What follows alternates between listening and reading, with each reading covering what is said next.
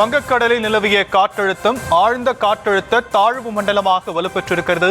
நாளை காலை தென்மேற்கு மற்றும் அதனை ஒட்டியிருக்கக்கூடிய மத்திய மேற்கு வங்கக்கடலில் மோந்தா புயலாக வலுப்பெற வாய்ப்பிருப்பதாக சொல்லப்படும் நிலையில் விவரங்களை நம்முடைய செய்தியாளர் லதா வழங்க நாம் கேட்கலாம். லதா, தற்போதைய புயல் சின்னத்தின் நகரும் வேகம் என்ன, அதனுடைய நிலை என்னவாக இருக்கு?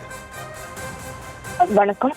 வங்கக்கடலில் நிலவி வந்த காற்றழுத்த தாழ்வு மண்டலம் தற்பொழுது ஆழ்ந்த காற்றழுத்த தாழ்வு மண்டலமாக வலுப்பெற்று இருக்கிறது. தற்பொழுது இது சென்னையிலிருந்து 790 கிலோமீட்டர் தொலைவில் நிலவி கொண்டிருக்கிறது.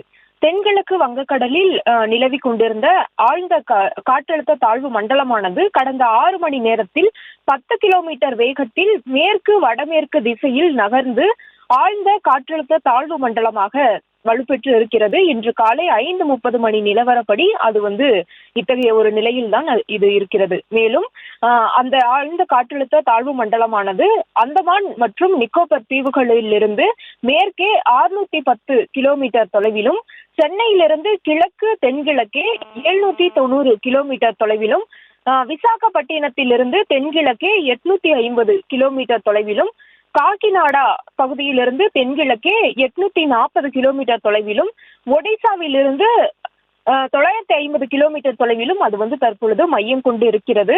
அடுத்த 24 மணி நேரத்தில் இது மேலும் வலுவடைந்து புயலாக மாறக்கூடிய சாதகமான சூழல் இருக்கிறது. அப்படி புயலாக உருவாகும் பட்சத்தில் இதற்கு மோந்தா என்ற பெயரானது பெயரிடப்பட்டு இருக்கிறது.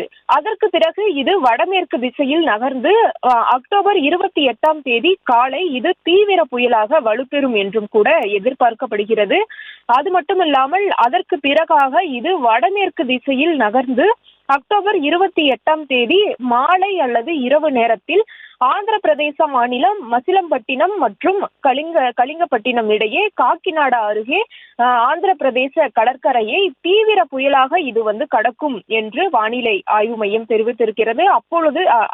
அப்போது காற்றினுடைய வேகம், அதாவது கரையை கடக்கும் பொழுது காற்றினுடைய வேகம் என்பது 90 முதல் 100 கிலோமீட்டர் வேகத்திலும், இடையிடையே 110 கிலோமீட்டர் வேகத்திலும் இது கரையை கடக்கும் ஒரு தீவிர புயலாக தான் இது கரையை கடக்கும் என்று சொல்லப்பட்டிருக்கிறது. எனவே வட மாவட்டங்களில் நல்ல மழை பொழிவை எதிர்பார்க்கலாம். எனவே நாளைய தினம் மிக கனமழைக்கான எச்சரிக்கை என்பதும் கூட கொடுக்கப்பட்டிருக்கிறது. எனவே தற்பொழுது வங்கக்கடலில் நிலவி கொண்டிருந்த காற்றழுத்த தாழ்வு மண்டலமானது வலுவடைந்து ஆழ்ந்த காற்றழுத்த தாழ்வு மண்டலமாக மாறியிருக்கிறது. மேலும் சென்னையிலிருந்து 790 கிலோமீட்டர் தொலைவில் தற்பொழுது அது நிலை கொண்டு இருக்கிறது. அதற்கு பிறகாக வடமேற்கு திசையில் நகர்ந்து தொடர்ந்து அது மேலும் மேலும் வலுவடைந்து ஆந்திர கடற்கரை நோக்கி செல்லக்கூடிய ஒரு நிலையில்தான் அது இருக்கிறது.